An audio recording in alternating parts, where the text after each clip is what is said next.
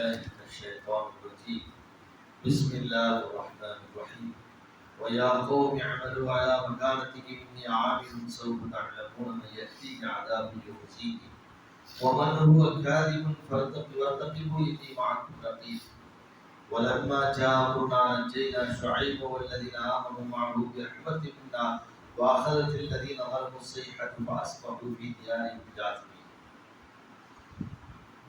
ويا قوم اعملوا على مكانتكم. எனது சமுதாயமே, நீங்கள் உங்களுடைய செயல்பாடுகளை செய்து கொண்டிருங்கள். இனி ஆகிலும் நானும் எனது செயலை செய்து கொண்டிருக்கிறேன்.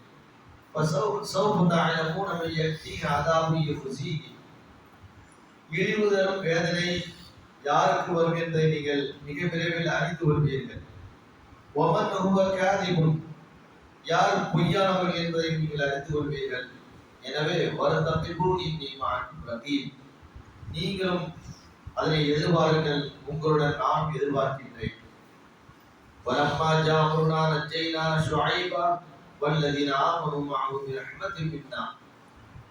நமது கட்டளை வந்த பொழுது ஷுஐபையும் ஷுஐபுடன் இருந்த ஈமான் கொண்டவர்களையும் நமது அருளால் அவர்களை காப்பாற்றினோம். வாகனத்தில் அதிக வரமுசைஹது, ஷுஐபுடைய அந்த சமுதாயத்தை மிகப்பெரிய இடி முழக்கம் தாக்கியது. அவர்கள் தங்களுடைய இல்லங்களிலே செத்த பிணங்களாக ஆகிவிட்டனர்.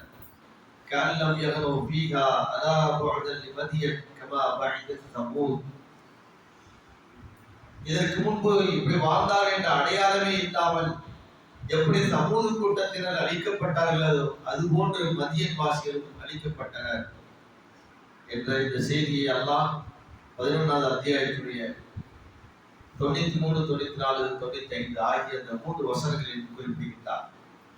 ஷுஐப் அலைஹிஸ்ஸலாத்துடைய சமுதாயம் அளவையிலும் நிலுவையிலும் ஏற்றத்தாழ்வு செய்து மக்களுக்கு மத்தியிலே அநீதம் இழைத்துக் கொண்டிருந்தார்கள். அதாவது வியாபாரத்திலே குடுக்கல் வாங்கலில் அவர்கள் துரோகம் செய்து கொண்டிருந்தார்கள். அந்த சமுதாயத்தை எச்சரிக்கை செய்வதற்காகத்தான் ஷுஐப் அலைஹிஸ்ஸலாம் அவர்கள் வந்தார்கள். அந்த மக்களிடம் சொன்னார்கள், நீங்கள் அளந்து கொடுக்கும் பொழுதும் நிறுத்து கொடுக்கும் பொழுதும் மோசடி செய்கின்றீர்கள். எனவே மோசடி செய்யாதீர்கள், மக்களுடைய பொருள்களை அநியாயமாக நீங்கள் அபகரிக்காதீர்கள் என்று கூறினார்கள். மேலும் இறைவனை நீங்கள் வணங்குங்கள், அவன் ஒருவனை மட்டுமே நீங்கள் வணங்க வேண்டும் என்று சொல்லும் பொழுது அவர்கள் எதிர்ப்பு தெரிவித்தார்கள். எதிர்ப்பு தெரிவிக்கும் பொழுதெல்லாம் எனது மக்களே இறைவனுடைய தண்டனை உங்களுக்கு வரும். எனவே நீங்கள் இறைவனிடத்தில் பாவ மன்னிப்பு கேளுங்கள், தௌபா செய்யுங்கள். மீண்டும் அந்த பாவத்திலிருந்து மீண்டுவிட்டு நீங்கள் அல்லாஹ்விடம் மீண்டால் நிச்சயமாக அல்லாஹ்வுடைய பாவங்களை எல்லாம் மன்னிப்பான் என்று சொன்னதற்கு பின்பும் தங்களுடைய அந்த செயல்பாடுகளை விடுவதாக தெரியவில்லை. அதற்கடுத்து தான் ஷுஐப் அலைஹிஸ்ஸலாம் இறுதியாக ஒரு எச்சரிக்கை விடுக்கின்றார்கள். எனது சமுதாயமே, நீங்கள் உங்கள் காரியங்களை செய்து கொண்டே இருக்கின்றீர்கள், நானும் எனது காரியத்தை செய்து கொண்டே இருக்கிறேன். நான் எதிர்ப்பு பிரச்சாரம் செய்கின்றேன், நீங்கள் தவறான வழியில் சென்று கொண்டே இருக்கின்றீர்கள். ஆகையினால் அல்லாஹ்வுடைய தண்டனை மிக விரைவில் இருக்கின்றது. அப்போது உங்களுக்கு தெரியும் யார் பொய்யர் என்பது. நான் பொய்யான கூட்டில் இருக்கின்றனா அல்லது நீங்கள் பொய்யான வழிமுறையை கையாளுகின்றீர்களா என்பதை தெரிந்து கொள்வீர்கள். எனவே அந்த தண்டனையிலிருந்து உங்களை பாதுகாத்துக் கொள்ளுங்கள் என்று சொன்னார். சரி, இதெல்லாம் முடிந்தது. இறுதியாக ஷுஐப் அலைஹிஸ்ஸலாத்துடைய அந்த கட்டளை, அல்லாஹ்வுடைய கட்டளை என்பதால் எச்சரிக்கை உடைய நேரம் நெருங்கிவிட்டது. எல்லா சமுதாயத்திற்கும் அவகாசம் கொடுத்ததை போட்டு இவர்களுக்கும் அவகாசம் அல்லாஹ் வழங்கினார். ஆனால் அவர்கள் திருந்துவதாக தெரியவில்லை. ஒரு நாள் இரவிலே மிகப்பெரிய பேரிடி முழக்கம். இந்த வசனத்தில் அல்லாஹ் ஒரு பெரிய இடியை நாம் அப்படி ஒரு சப்தத்தை கொடுத்தோம். அந்த சப்தத்துடைய அதிர்ச்சியில் இன்னைக்கு நம்ம பார்க்கணும். ஒரு இடி இடிக்கும் போது சிலருக்கு என்ன செய்யும், அப்படியே இதயம் கிடுகிடு என்று நடுங்கும்.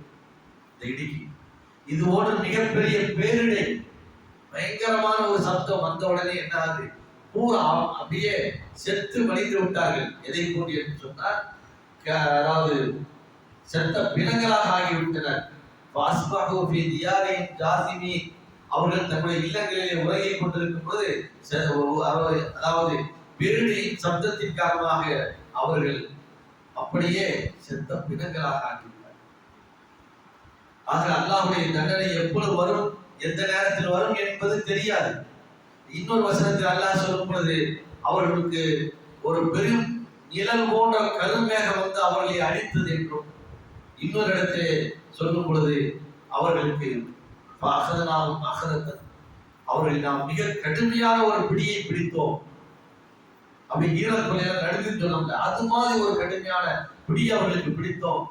அத்தனை பேரும் செத்து மடிந்தார்கள்.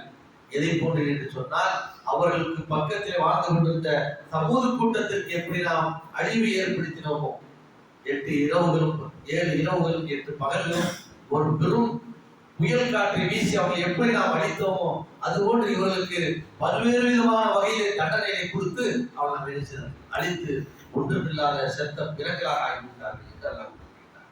ஆகையினால் அல்லாஹ்வுடைய தண்டனை வரும் பொழுது நம்மளால் ஒன்றும் செய்ய முடியாது. அவருடைய தண்டனையிலிருந்து நாம் பாதுகாத்துக் கொள்ள வேண்டும் என்றால் அதற்கு முன்பே நாம் என்ன செய்ய வேண்டும்? தௌபா செய்ய வேண்டும். நம்முடைய தவறை திருத்திக் கொள்ள வேண்டும். அல்லாஹ் அதற்கு அருள் புரிவாராக.